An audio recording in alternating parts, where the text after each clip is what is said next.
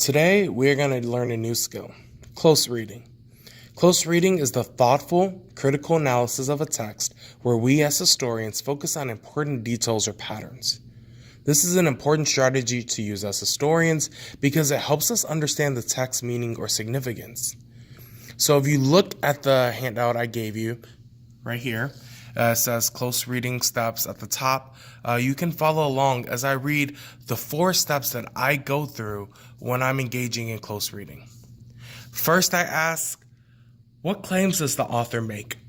What is their argument or the main point they want us to take away from their text? Second, what evidence does the author use? What is their proof? Third, I ask, what language, words, phrases, images, symbols does the author use to persuade the document's audience? Last, I ask, how does this language that I just discovered point to the author's perspective? So you have all of these written on the handout, and we're going to use these steps today to engage in close reading in the documents we have within our packets. So now, if you flip to document A, titled Education, we're going to go and we're going to read this paragraph together, and I'm going to go through the 4 steps of close reading.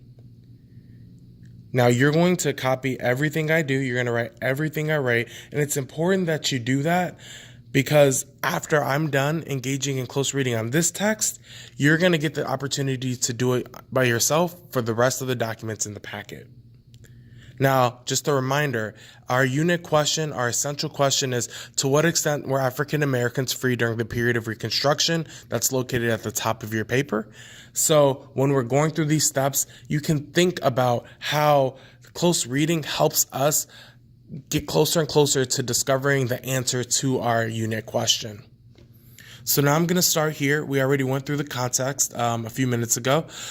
So we're going to jump to the body of the text. So it's 1 paragraph. I'm going to read it out loud, all of it, and then go back and go through the 4 steps since it's so short. Many of the Negroes, common plantation Negroes. So I can go down here and I see that plantation Negroes are African Americans who worked outdoors. And workers in the towns and villages were supporting little schools themselves. Everywhere I found them hoping to get their children into schools, I often noticed that workers in stores and men working in warehouses or factories and car drivers on the streets had spelling books with them and were studying them during the time they were not working.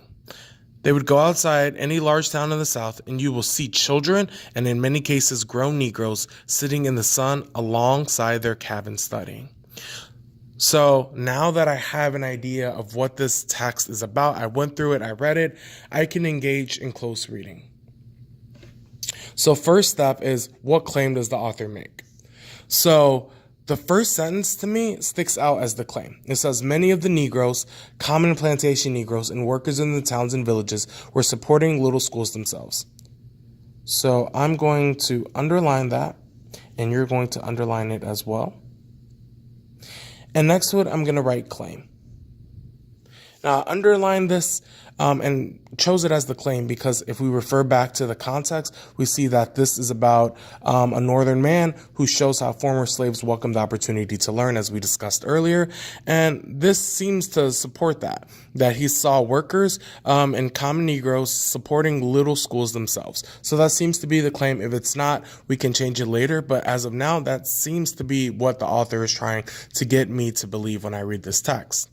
So now I'm going to look for the evidence that the author uses to support this claim.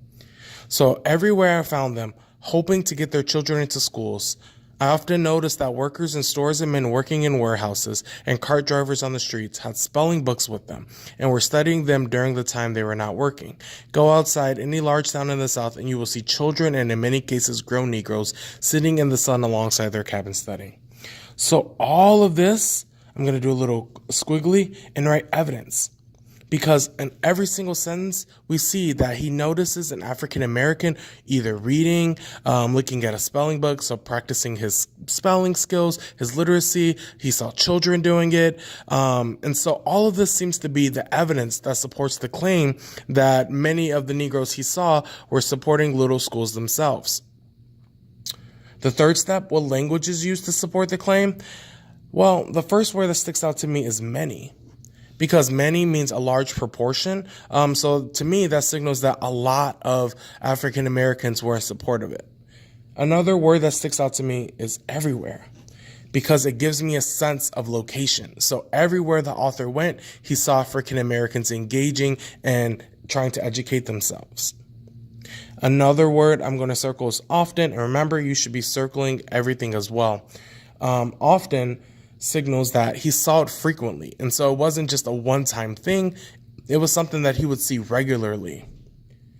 And the last word that really sticks out to me as supporting the claim is children, because that shows that it's not just adults who were engaging in education, it was children and adults. And so basically everyone from any age was interested in educating themselves. And so to the fourth point, how does this language point to the author's perspective? Well, we just kind of discussed that, but many gives us an idea that there were a lot of people. Everywhere means that they were doing it everywhere in different locations. Often means that they were engaging in education frequently. And children means that it wasn't just adults that were interested in doing that. So, just a review, I underlined the claim, the author's argument, which is the first step. Then I drew this little squiggly because it was the entire paragraph, and I wrote evidence next to it.